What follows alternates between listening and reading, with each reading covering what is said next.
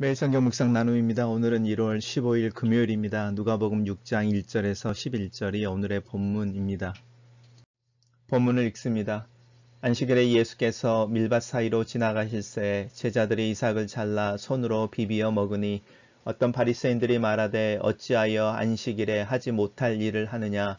예수께서 대답하여 이르시되 다윗이 자기 및 자기와 함께 한 자들이 시장할 때에 한 일을 읽지 못하였느냐.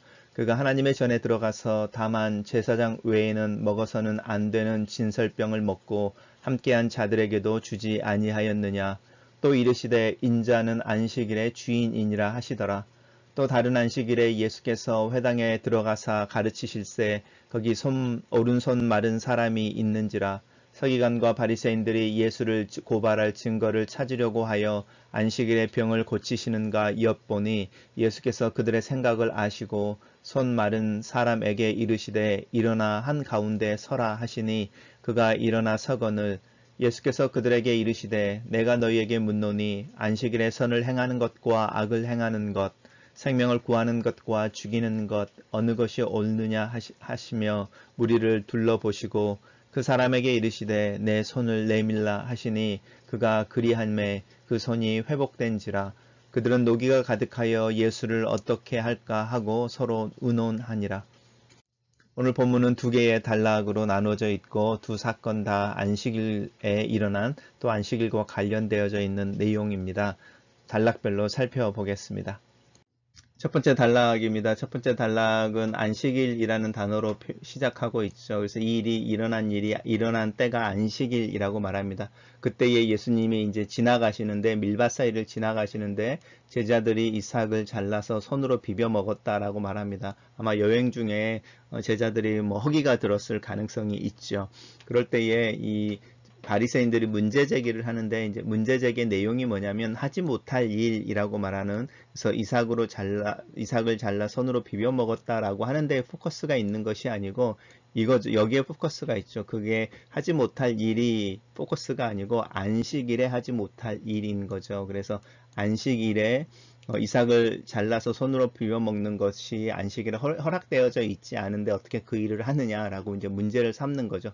구약 율법에서도 그 나그네들이 길을 가다가 배가 고플 때에 길가에 있는 곡식을 이렇게 주인의 허락 없이 먹는 것에 대해서 특별히 탓하거나 이러지는 않습니다. 그래서 오히려 허용되어지는 일이기도 하고요. 그만큼 이제 고대에 여행을 하거나 이럴 때 이제 시장이 있다든지 허기가 든다든지 이럴 때 지금처럼 식당이나 그 고속도로 주변에 휴게소가 있는 것이 아니니까 이 허기진다고 하는 문제를 해결하는 것에 대해서 이야기를 하고 있고 또 허용하고 있습니다. 근데 이제 문제가 뭐냐면 이 안식일이라는 부분이죠. 그래서 오늘이 안식일이고 거룩한 날이고 일을 해서는 안 되는데 너희가 그런 일들을 할 수 있느냐라고 이제 질문을 제기할 때에 예수님께서 이제 예를 드는 게 다윗의 예를 듭니다. 다윗이 자기와 자기 함께한 자들이 배가 고플 때에 한 일을 잊지 못하였느냐. 잊지 못하였느냐라는 것은 알지 못하느냐 아니면은 너희가 성경을 읽고도 깨닫지 못하였느냐라고 말하는 약간 책망의 말이 들어있는 거죠. 그럴 때 다윗이 하나님의 전에 들어가서 제사장 외에는 먹어서는 안 되는 진설병을 먹었다 이렇게 말하는데, 이 진설병이라고 하는 것은 이제 성전이라고 하는 게 이제 우리가 역대하를 묵상하고 구약을 묵상해 오면서 꾸준하게 묵상해 오셨으면 아마 성소와 성전을 약간 구별하실 수 있을 거라고 생각이 듭니다. 성전이 이렇게 형성이 되어져 있을 때 성전 안에는 성소라고 하는 다른 작은 건물이 하나가 더 있고, 이 성소는 두 군데로 나누어져 있는데 우리가 이제 일반적으로 말하는 성소라고 하는 것과 그 다음에 지성소라고 말하는, 영어로 하면 The Holy of Holies 이렇게 말하는 지극히 거룩한 곳이라고 하는 두 개의 공간으로 나누어져 있죠. 그리고 이 지성소에 이제 언약궤가 들어있고, 그 언약궤는 우리가 알고 있는 것처럼 하나님이 모세에게 줬던 십계명이 적힌 돌판, 그리고 광야에서 먹었던 만나, 그리고 아론의 쌍난 지팡이가 이렇게 담겨져 있다 이렇게 일반적으로 말하고 있죠. 그리고 이제 이 성소라고 하는 부분에 이제 황금으로 만들어진 이제 등잔대가 있어서 이제 불을 밝히는 거죠.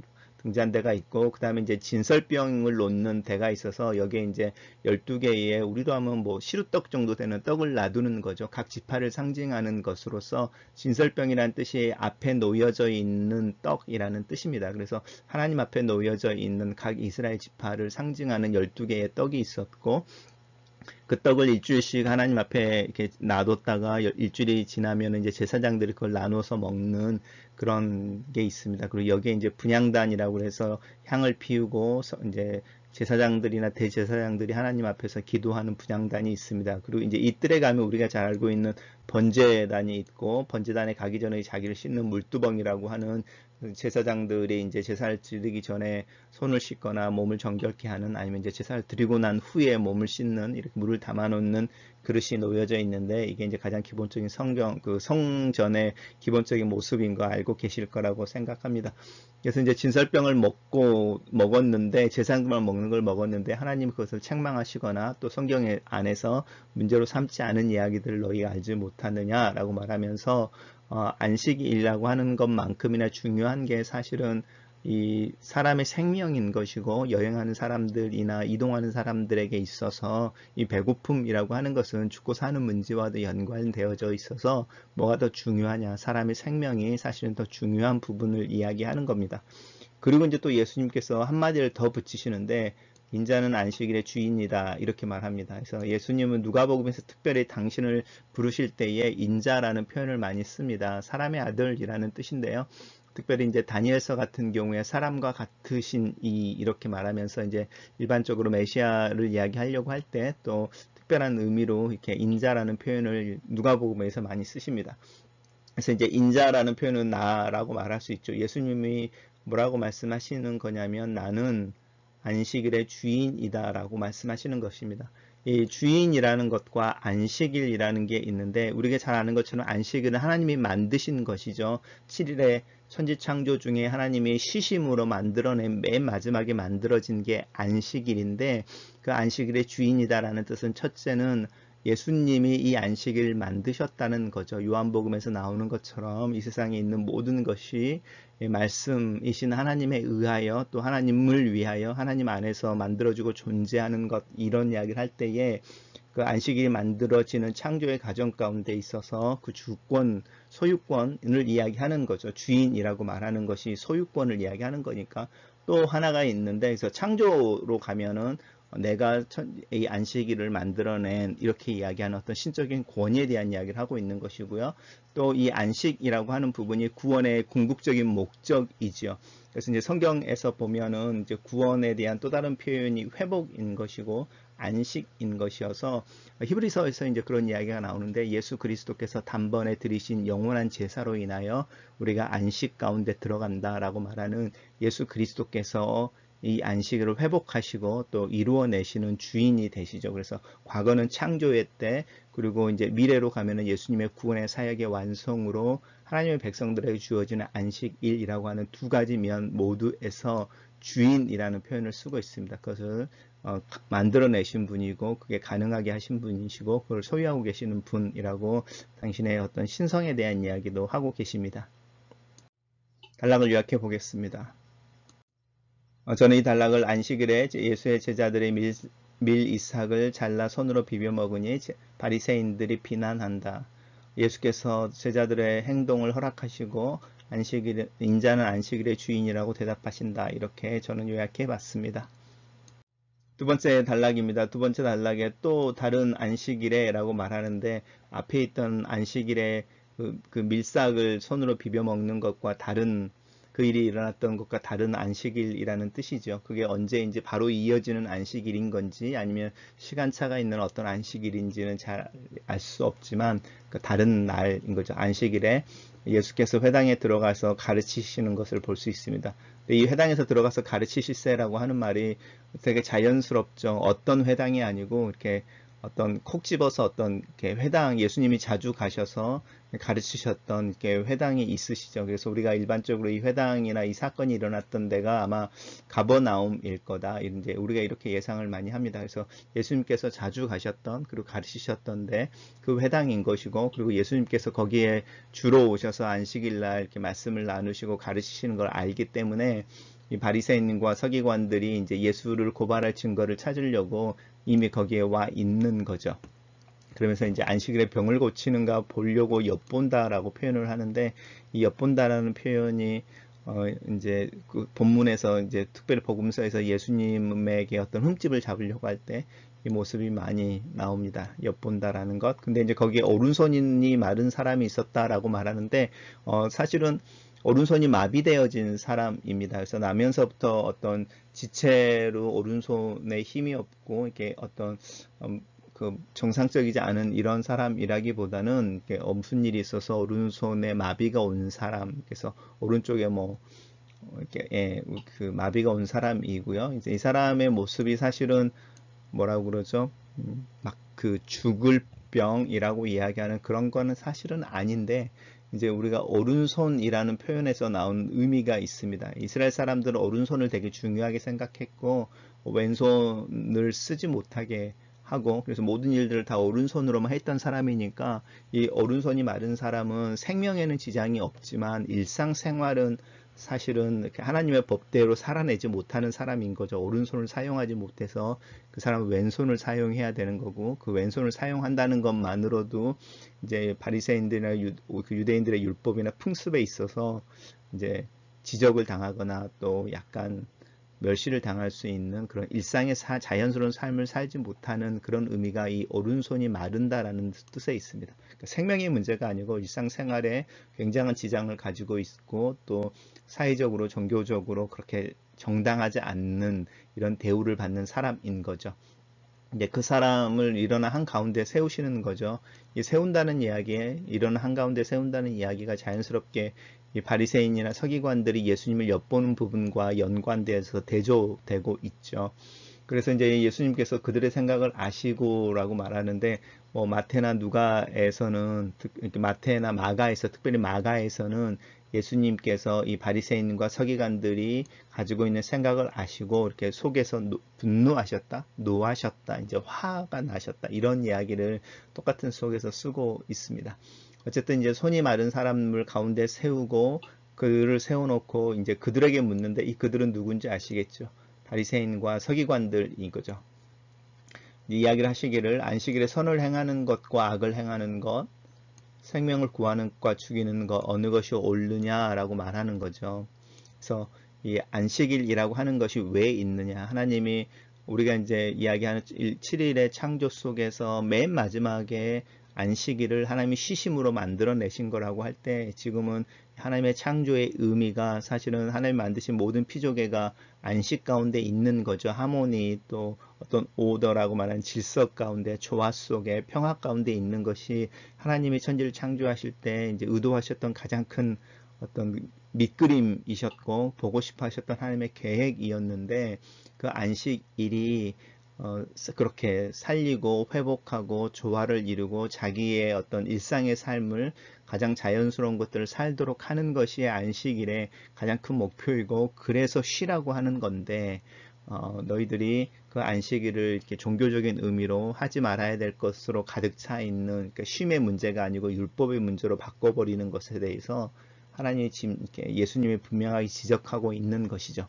그리고 나서 이제 그 사람에게 이야기하니까, 그 사람은 누구냐면 우리가 아는 것처럼 오른손이 마른 사람인 거죠. 그 사람에게 내 손을 내밀라라고 말하시니까 그가 그러하매라고 표현이 되어지고 있습니다. 그가 그리하매라는 말을 한번 생각해 보십시오. 이 오른손이 마른 사람은 손이 마비되어져 있으니까 손을 내밀라라고 말했을 때에 그 사람이 손을 내밀 수가 없는 거죠. 왜냐하면 손이 말라 있으니까. 그러니까 이 그리하매라고 말하는 말은 예수님이 내 손을 내밀라라고 말할 때 이 사람이, 오른손이 마른 사람이 믿음으로 예수님 앞에 반응했다라는 거죠. 그래서 그가 그리하매라는 말은 이 오른손 마른 사람이 가지고 있었던 믿음을 상징하고, 또 그 오른손이 말라서 자기가 누리지 못했던 일상의 어떤 하나님이 만들어내신 평범한 일상의 자연스러운 삶에 대한 갈망, 회복, 이런 게 이제 이 그리하매라는 말 속에 들어가 있고요.